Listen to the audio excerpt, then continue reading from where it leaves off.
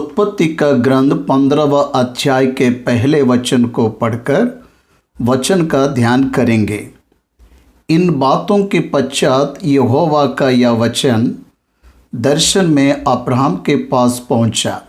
हे Abraham, मत डर, तेरी डाल और तेरा अत्यंत बड़ा प्रतिफल मैं हूँ। इन बातों के पश्चात ये सब होने के बाद में लूत के परिवार को सदोम से अब्राहम छुड़ाने के बाद में दशमांश मलिकिसेदक को देने के बाद में सदोम के राजा को दिया हुए धन का तिरस्कार करने के बाद में परमेश्वर अब्राहम को दर्शन में दिया। दर्शन, विज़न, परमेश्वर पुराने नियम में उसके भक्तों से स्वप्न में, दर्शन में बात किया थे। स्वप्न में परमेश्वर अब्राहम से स्पष्ट संदेश दे रहा है। अब्राहम, मत डर, तेरी डाल और तेरा अत्यंत बड़ा प्रतिफल मैं हूँ। इन बातों को परमेश्वर अब्राहम से बात करते समय आपसे और मुझसे बात किए जैसे रहना चाहिए, वैसी स्थिति में हमें बढ़ना है। हम भी बहुत से संदर्भों में डरते हैं। मानव का डर भविष्य है। भविष्य के लिए हर कोई सोचते रहते हैं। भविष्य कुछ भी नहीं है ऐसे लगता है। कुछ संदर्भों में हम संसार के परिस्थितियों को हमारे व्यक्तिगत परिस्थितियों के साथ तुलना करते हुए हमारे अंदर भय को बढ़ाते हैं। ये काम सब करते हैं। इसलिए परमेश्वर कह रहा है, मत डर। पवित्र बाइबल ग्रंथ में 365 जगहों पर मत डर ऐसे मानव को दिखाया परमेश्वर ने दिया। संसार या उसकी परिस्थिति कैसे भी क्यों ना हो, विश्वासी को डरना नहीं चाहिए। वो संसार के परिस्थिति विश्वासी पर हावी ना हो, क्योंकि परमेश्वर अपने बच्चों को बचाने के लिए महान सामर्थ्य को रखने वाला परमेश्वर है। हमारा परमेश्वर, ये हमें कभी बोलना नहीं चाहिए। हमारा परमेश्वर परिस्थितियों के अनुसार काम करने वाला नहीं है। उसके काम करने का तरीका परिस्थितियों के आधार पर नहीं होता। उसके काम करने का तरीका उसका ज्ञान, शक्ति, योजना पर आधारित रहता है। मानव के सारे भय को परमेश्वर एक क्षण में समाप्त कर सकता है। विश्वासियों को सबसे पहले भय को छोड़ना है। भय को छोड़ना है। भय का कारण खुद की सोच, खुद का निर्णय, पाप और अविश्वास है। परमेश्वर पर विश्वास रखने से नया बल मिलता है। परमेश्वर की शक्ति और उसके अपरंपार ज्ञान को ध्यान करते समय ये डर चला जाता है, हट जाता है। मानव को डर पाप के कारण आया। पाप मनुष्य को परमेश्वर से दूर लेकर गया। अब्राहम के सारे सोच में हमेशा डरता। ये संपत्ति का क्या होगा, एक डर। उसके वृद्धावस्था में वो कैसे रहेंगे, और एक डर। अब्राहम ही नहीं, आज आपको और मुझे भी इस तरह के बहुत से बातों का डर और चिंता अंतरंग में भरा हुआ है, क्योंकि हम पाप में जन्म लिए। हमारे जीवन में हम परमेश्वर को नहीं जानेंगे तो ये डर हमें नहीं छोड़ेगा। भय से छुटकारा यीशु पर संपूर्ण विश्वास रखने से ही मिलेगा। इसलिए अब्राहम से कह रहा है, मत डर, मत डर। मानव डरता है।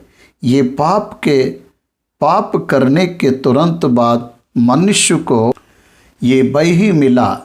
अब्राहम मत डर, मनुष्य पापी है इसलिए हम डरते हैं, लेकिन पवित्र परमेश्वर कह रहा है मत डर, क्योंकि मैं तेरा डाल हूँ, मैं तेरा डाल हूँ। परमेश्वर हमारा डाल बन के रहने वाला है। ये तेरा दृढ़ गढ़ रहने वाला हूँ, मैं तेरा दृढ़ गढ़ रहने वाला हूँ, आश्रय बन के रहना वाला है, चारों ओर घेर के रहने वाला है। हमको वो डांपेगा, उसमें हमको वो छुपाएगा। अब डर किस लिए? कुछ लोग उनको रहने वाली बीमारी को देखकर डर जाते हैं, कुछ लोग उनको आए हुए आर्थिक संकटों से डर जाते हैं, कुछ लोग उनको मिले असफलता के कारण डर जाते हैं। जरूरत नहीं है।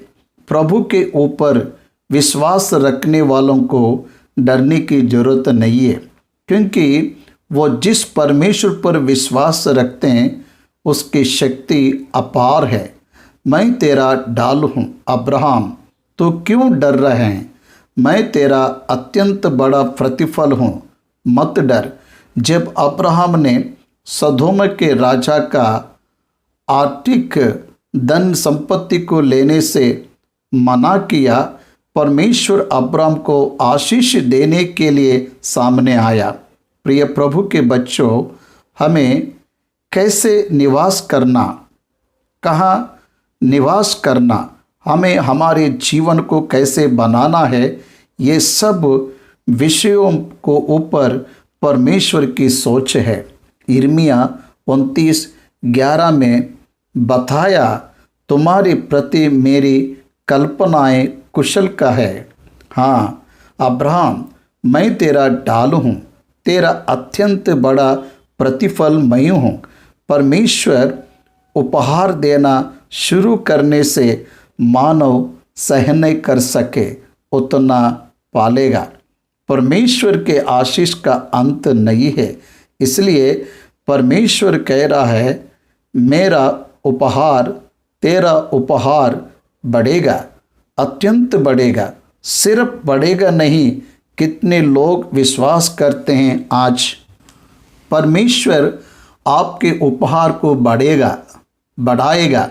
अत्यंत बढ़ाने में वो सामर्थ्य है। इसलिए परमेश्वर को धन्यवाद देते हुए जीवन को बिताना चाहिए। अब्राहम, तेरा प्रतिफल अत्यंत बड़ा होगा कहने पर आनंदित होना चाहिए। अब्राहम आनंदित नहीं हुआ, परमेश्वर का आशीष उसे मिलने वाला है। परमेश्वर के बताने के बाद भी हमें ये आने वाली भावनाएं हमें शांत नहीं रहने देते, भय के ओर ही ले जाते रहता है। क्या कह रहा है अब्राहम? पता है तू मुझे क्या देगा? प्रभु यहोवा, तू मुझे अत्यंत बड़ा उपहार देगा, पर उसका क्या फ़ायदा?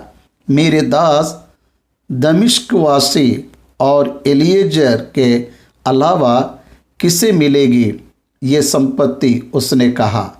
इस कारण से अब्राहम चिंतित रहा, अब्राहम दुखी हो रहा था।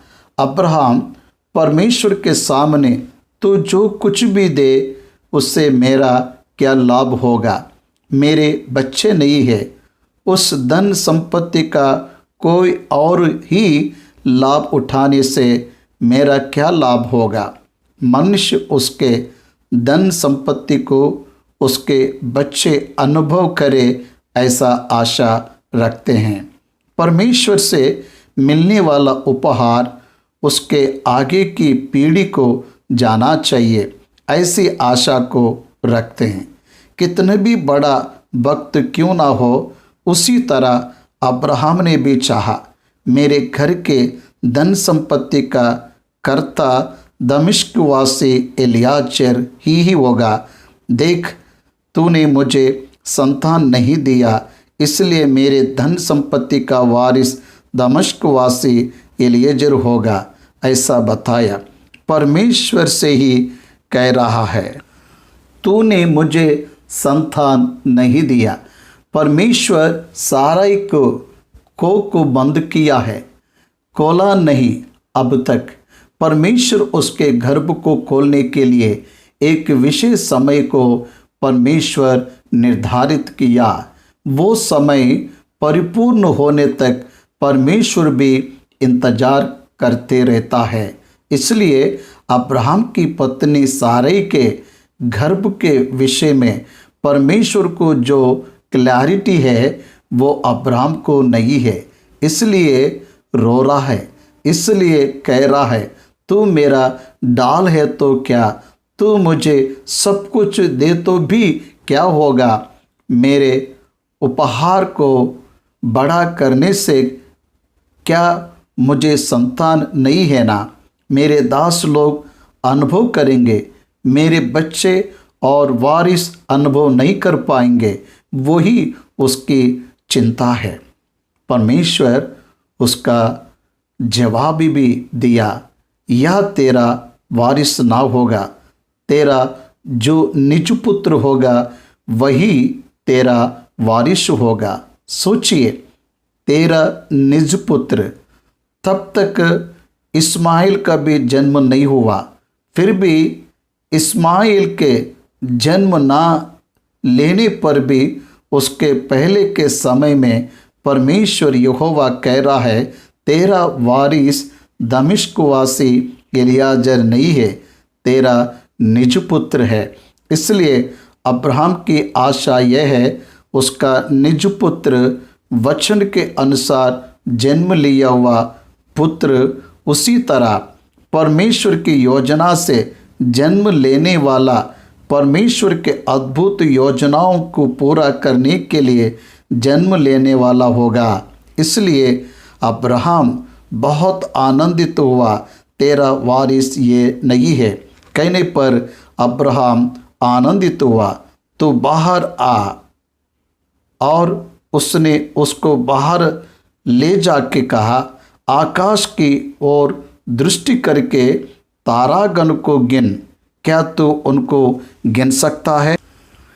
फिर उसने उससे कहा, तेरा वंश ऐसे ही होगा, संतान नहीं है कह रहे हो तो आकाश के तारागण के ओर हाथ दिखा कर देख, तुझसे हो सके तो वो गिन ले, देख ऐसे होंगे तेरा संतान कहा। विश्वास आशा की गई वस्तु का निश्चय प्रमाण, जो नहीं है वो है बोलने का सबूत। नहीं दिखने वाले को देखना, नहीं रहने वाले संतान को है ऐसा दिखा रहा। अब्राहम तो आकाश की ओर दृष्टि करके देख, तारागणों को अनगिनत तारागण मनुष्य हम ना गिन पाए, ऐसे करोड़ों नक्षत्र अब्राहम तेरे संतान ऐसा होंगे कह रहा है। बालू के किनकों को कोई गिन नहीं सकता, आकाश के तारागणों को कोई गिन नहीं सकता। अब्राहम के संतान गिना सके इतनी आशीष को पाएगा। परमेश्वर ने कहा, उस पर विश्वास रखना, उस पर विश्वास रखना है। उसने यहोवा पर विश्वास किया और यहोवा ने उस बात को उसके लिए धर्मी गिना। उसने यहोवा पर विश्वास किया, अपने शारीरिक बल के ऊपर उसने विश्वास नहीं किया, परमेश्वर के बल के ऊपर उसने विश्वास रखा। परमेश्वर पर विश्वास किया, ही ट्रस्टेड गॉड, परमेश्वर पर विश्वास किया। इन बात को परमेश्वर ने उसके लेखे में धर्म गिना। भाइयों और बहनों, तुम परमेश्वर पर विश्वास कर रहे हो क्या? आपकी परिस्थितियां अलग लगने पर परमेश्वर तुझे बड़ा अवकाश देने जा रहा है। ये कहने पर परमेश्वर तुझे बड़ा अवकाश देने जा रहा है, ये कहने पर विश्वास हुए। विश्वास एक पार है क्या? अगर तुम विश्वास रखोगे तो विश्वास रखने वालों के लिए सब कुछ संभव है। You must trust him, you must believe him, then only you will become a child of God. तभी ही तू परमेश्वर का संतान कहलाएगा। और उसने उससे कहा, मैं वही यहोवा हूँ जो तुझे कसीदियों के ऊर नगर से बाहर ले आया हूँ कि तुझको इस देश का अधिकार बना दूँ। और उसने कहा, हे प्रभु यहोवा, मैं कैसे जानूँ कि मैं इसका अधिकारी होगा? यहाँ पर अब्राहम ने पूरी मनुष्य के बुद्धि को दिखाया। सच है ना? परमेश्वर बहुत बल से बात कर रहा है। क्या बात कर रहा है? मैं कसीदियों के ऊर नगर से बाहर मैंने लाया, क्योंकि ये देश का तो अधिकार हो, इसलिए मैं तुझे ले आया हूँ। मैं तुझे इसलिए बुलाया ताकि इस देश को दूँ, इस देश को तो ऑक्यूपाई कर सके, इसलिए तुझे बुलाया हूँ। तेरे पिता के घर में रहने से तुझे क्या मिलता था? तूने मेरी बात सुनकर आया। ये देख, बहुत कुछ मैं तुझे देने जा रहा हूँ, बहुत कुछ मैं तुझे देने जा रहा हूँ। अब्राहम कह रहा है, मैं कैसे जानूँ कि मैं इसका अधिकारी होगा? एवरी टाइम, हर बार परमेश्वर के बच्चे सबूतों के लिए देखते हैं, सबूतों के लिए देखते रहते हैं।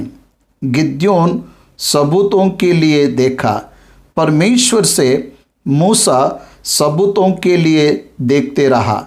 परमेश्वर के कहे अनुसार जाने के लिए we all needs proof, that is our weakness.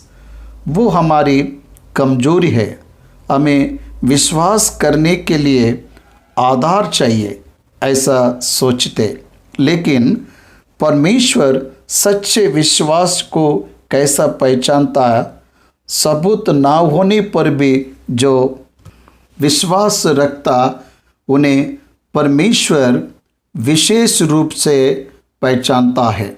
मुझे कैसा पता चलेगा प्रभु, मैं कैसे जानूं कि मैं इसका अधिकारी होगा? मैं कैसे जानूं? प्रश्न परमेश्वर से पूछ रहा है। इस पर उसने 9वें वचन में कहा, तेरे लिए 3 वर्ष का एक क्लोर और 3 वर्ष की एक बकरी और 3 वर्ष का एक मेढ़ा और एक पिंडक और कबूतर का एक बच्चा ले। अब्राहम ने लिया, उस तरह उसे लेकर आया। वो उन सब को लेकर उसने 20 से 2 टुकड़े कर दिया और टुकड़ों को आमने सामने रखा, पर चिड़ियों को उसने टुकड़े नहीं किए। क्लोर के टुकड़े किए, बकरी के टुकड़े किया, मेढ़ा का टुकड़े किया, पिंडुक के टुकड़े किया। इन सब को जब आप देखते हो तो आयु दिया। यहाँ पर कितनी आयु है? 3 वर्ष, 3 वर्ष की बकरी, 3 वर्ष की क्लोर, 3 वर्ष की मेढ़ा, 3 वर्ष का पिंडक, 3 इयर्स। परमेश्वर एज काउंट कर रहा है। इन्हें तू ले और टुकड़े कर आमने सामने रख। पक्षी का तो उसने टुकड़े नहीं किया। जब मांसाहार पक्षी लोहे पर झपटे तब अब्राहम ने उन्हें उड़ा दिया। परमेश्वर ने कुछ भी उसे नहीं दिखाया। तब अब्राहम को भारी नींद आई और देखो, अत्यंत भय और या अंधकार ने उसे छा लिया। तब अब्राहम बारी नींद में सो गया। तब अब्राहम को वो दर्शन दिखाई दिया। वो दर्शन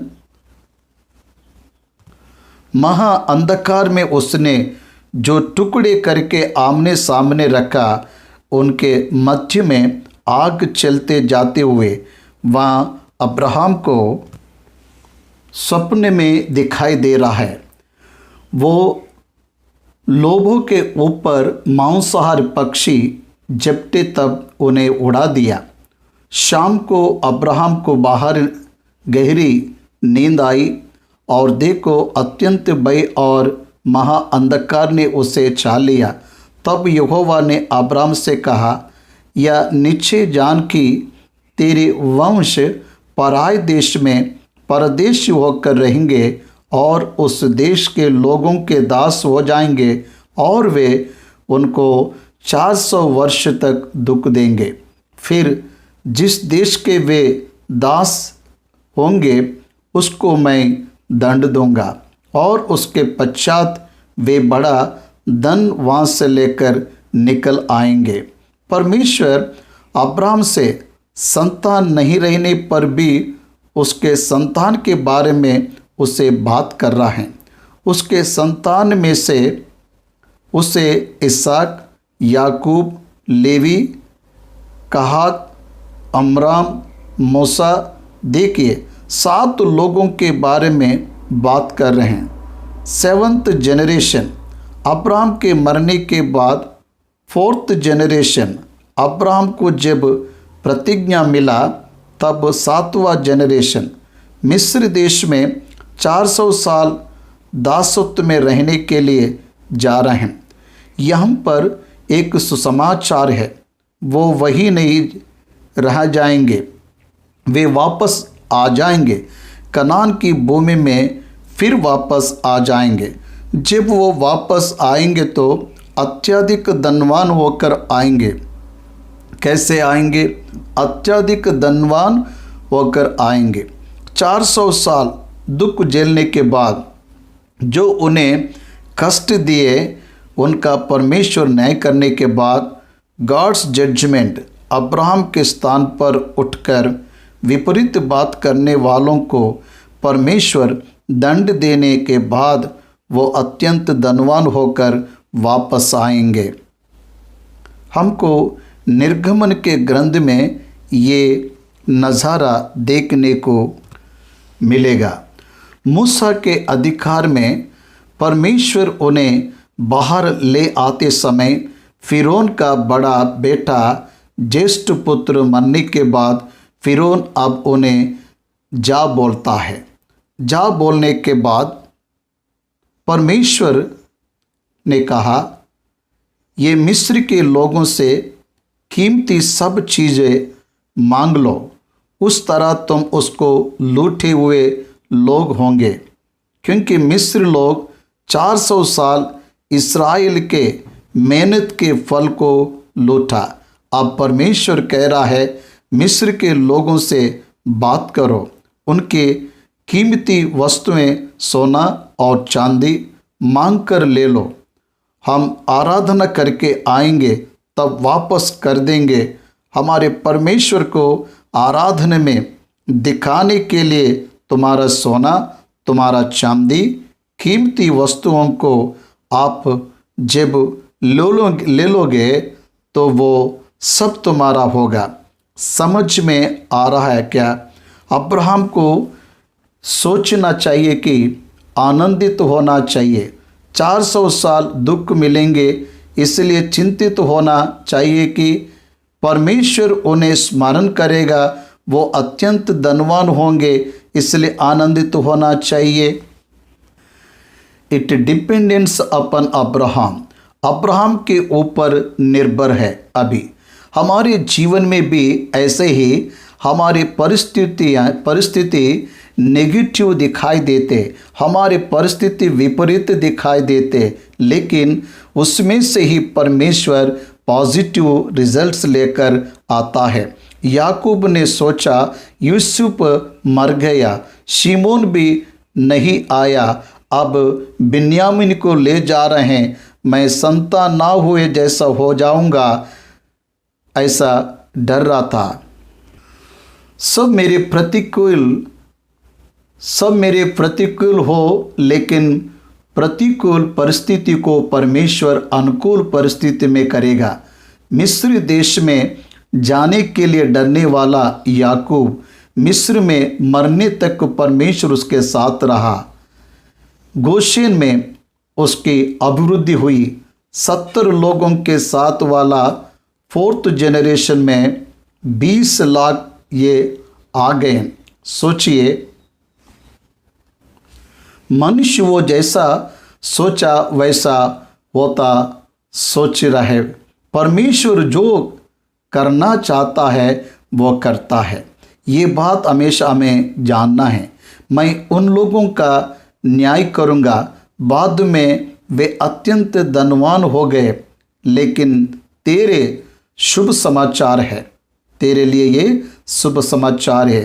तू कुशल से पितरों के पास चला जाएगा, तो कुशल से अपने पितरों के पास चला जाएगा। अच्छे वृद्धावस्था में दफनाया जाएगा। मकपेला की गुफा में 175 वर्ष में अब्राहम को उसके 2 पुत्रों ने दफनाया। अब्राहम को उसके मौत के बारे में बताते हुए, तू अच्छे वृद्धावस्था में मर जाएगा, तू बहुत वृद्ध होने के बाद मरेगा।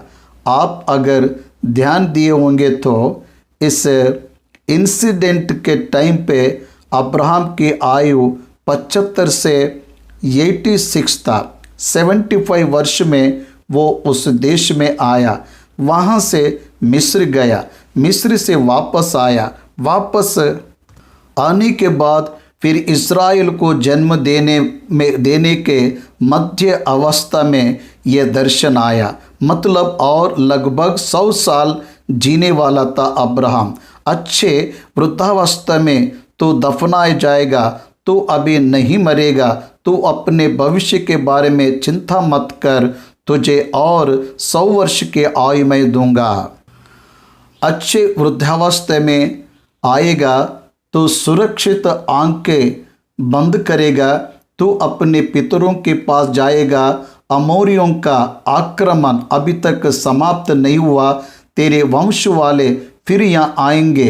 अब्राहम ये निश्चय जान ले, तेरे मरने के बाद 4थी पीढ़ी के फिर यहाँ आएंगे, क्योंकि अमोरियों का आक्रमण अब तक समाप्त नहीं हुआ।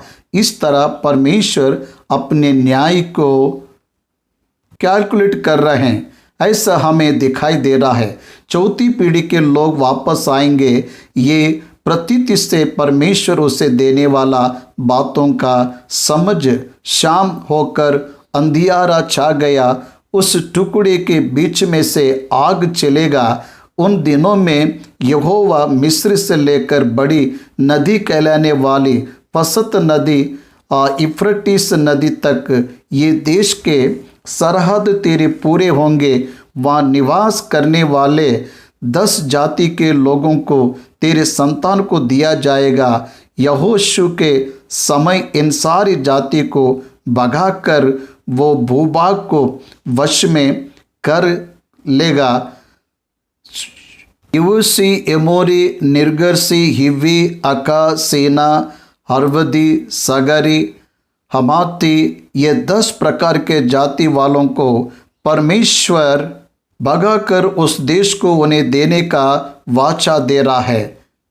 जिसने प्रतिज्ञा किया है वह सच्चा है। उनके इतिहास को देखने से हमें समझ आ रहा है। अब इस्राएल देश है, तब कनान देश, अभी इसे जानना है।